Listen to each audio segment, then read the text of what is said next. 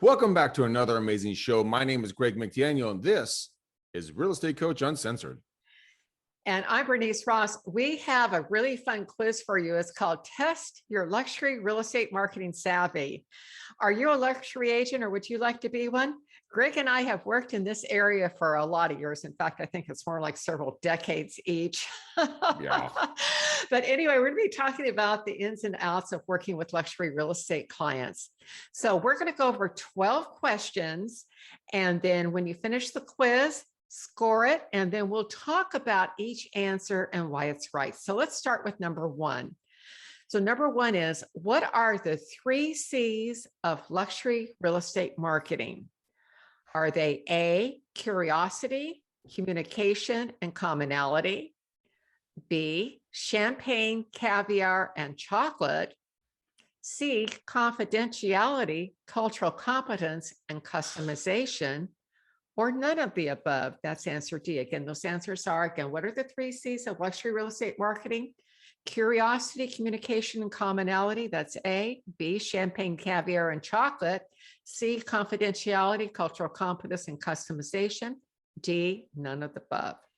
Let's move on to number 2, Bernice. According to Clotaire Rapaille, who is actually an international expert on luxury marketing, what words and or codes trigger buying behaviors in the United States? So option A, dream. Option B, hope. Option C, fix it. Option D, all of the above. Again, let's go over the answers. Option A, dream. Option B, hope. Option C, fix it.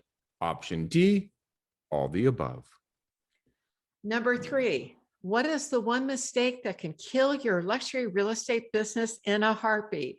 Is it A, failure to maintain confidentiality? B, inability to deal with the client's business manager, attorney, or CPA who typically negotiates the deal and is a numbers person? C, wasting their time showing them the wrong types of properties? Or D, failure to provide white glove customer service? Again, what is the one mistake that can kill your luxury real estate business in a heartbeat? A, failure to maintain confidentiality. B, inability to work with the client's business manager, attorney, or CPA who negotiates the deal and is a numbers person. C, wasting their time showing them the wrong types of properties. Or D, failure to provide white glove service. Let's move on to number 4. According to Goldman Sachs, for luxury clients who are relocating from their current state, the primary reason they are moving is to be in a state where there are, option A, less regulatory hurdles for their business. Option B, lower operational costs for their business. Option C, no or very low income property taxes.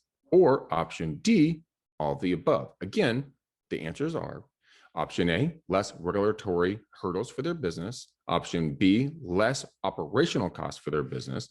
Option C, there are no or very low income property taxes. And of course, option D, all the above.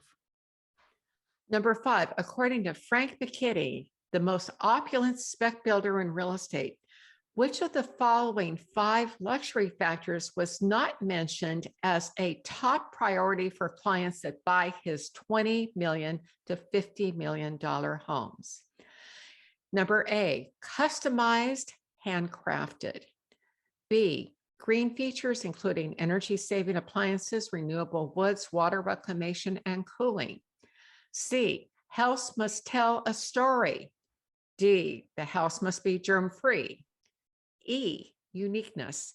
Again, according to Frank McKinney, the most opulent spec builder in real estate, which of the following 5 luxury factors was not mentioned as a top priority for his clients who buy $20 to $50 million homes?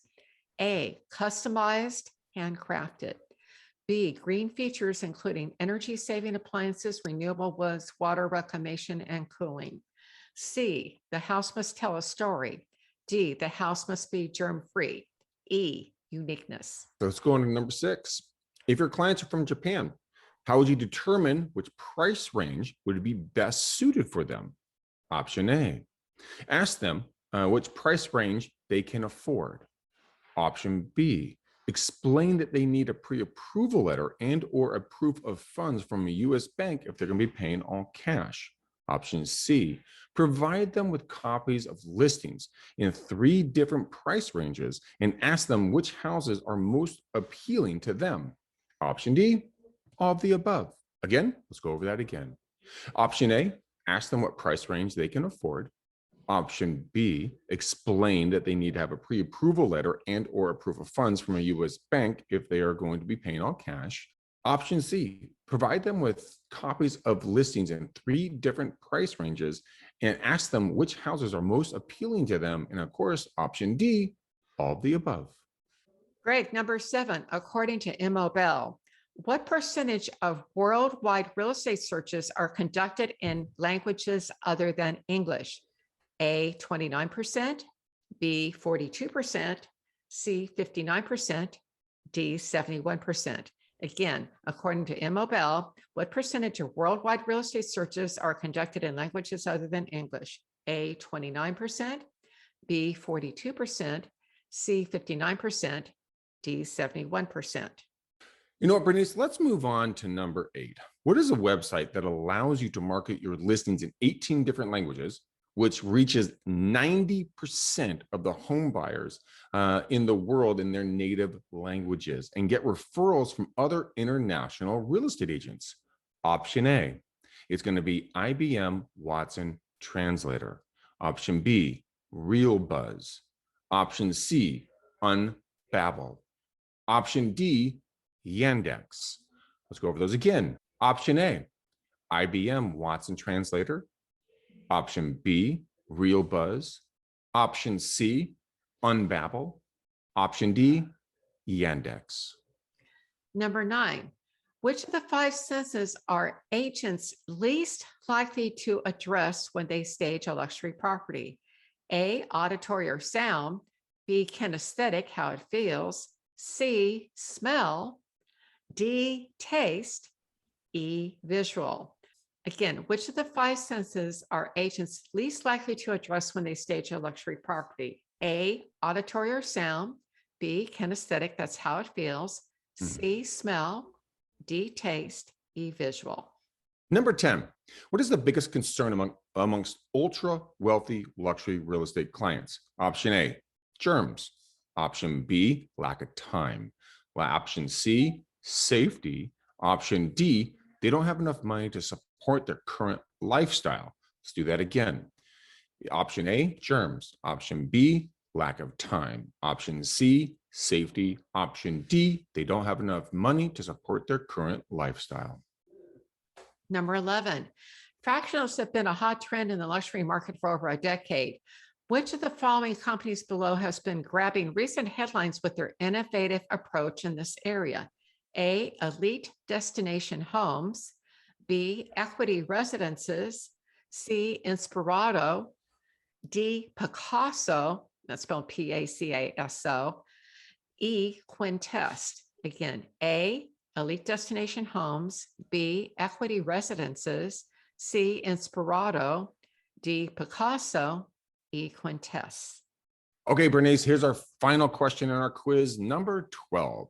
Is this statement true or false? When working with an ultra luxury market client, you should never refer a client to another agent. Okay, Greg, here's the scoring. You get 1 point for each right answer. Number 1, the correct answer is B. According to Clotaire Rapaille, an international expert on marketing, on what causes various countries to buy luxury homes and goods, the 3 C's of marketing luxury real estate are champagne, caviar, and chocolate. His book, The Culture Code, is a must-read for luxury agents, and here's why. Companies like Jeep, Chrysler, these big, Fortune 100 companies, pay him $200,000 a day to consult with them about what will cause people to buy their products in different countries. So this man really does know what he's talking about. Number 2, the correct answer is D. The words dream, hope, and fix it are all codes that cause people in the United States to buy. The one that is the most powerful, especially in the luxury market, is the word dream. You can say things like the mansion you have always dreamed of owning, or the dream house only a select few can afford. But you can also use this with the first-time buyers, the dream of owning your first home. It triggers people to buy. What's the answer to number 3, Greg? The correct answer is option A. The one mistake that really kills real estate business in the ultra luxury is the heartbreaking violation of confidentiality. Buyers from outside the US hire real estate agents here in the United States who don't speak their native language, primarily to avoid agents gossiping to their own community. Greg, we often, as you just mentioned, there are times when someone from outside the US will hire an American agent who doesn't speak their language just to avoid this. And by the way, if someone in the family, whether it's the wife or it's not the person, not the male, and this is in international circles, but if they ask you how much they're spending, if they don't know the answer to it, you never answer it. It's a violation of confidentiality. So keep the information about who you're working with, what they're spending to yourself. It's critical. What's number 4, Greg? At number 4, the correct answer is C. While you're working with international luxury clients, according to Goldman Sachs, the primary reason for wealthy moving into the United States is for them to have either low or no taxes. 2 of the best states are either Texas and or Florida are their top picks. Going on to number 5, the correct answer on this one, and I'm going to review them. Although Clotaire Rapaille has demonstrated the notion of being handcrafted is a primary code for international luxury. And if you look, for example, like at Bentley's, or Hermes scarves or Chanel, any of these major brands, this handcrafting is the handcrafted leather seats, the handcrafted controls. Again, these, that handcrafting, that uniqueness and that additional attention to detail that handcrafting requires is what distinguishes many luxury products. But according to Frank McKinney, who is the world's most opulent spec builder, that's not what matters most to his clients. Instead, here's what they want. First of all, they want uniqueness. McKinney has built a James Bond room. He's built shark aquariums. He has double helix staircases. His clients do not want to see their marbles, their woods, or other features in another home. And we have a link, by the way, in the article to take a look at his work at Aquilinia. What they want, many times they want turnkey as well. They want to walk in, they want it to be done right down to the gold toothbrushes. The second thing is the house must tell a story. For example, the floors and doors may have been sourced from a 300-year-old country church in Spain, or the house may have had a celebrity occupant, or it's been tied to a historical event that's important.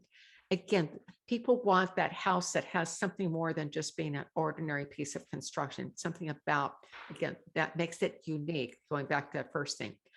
Third, the wealthier they are, the more likely they are to be germaphobes. So the wealthier the client, having the house is germ-free, and make sure if you're showing them property, lots of hand sanitizers, you may be wearing a mask depending on, how much they're concerned about that.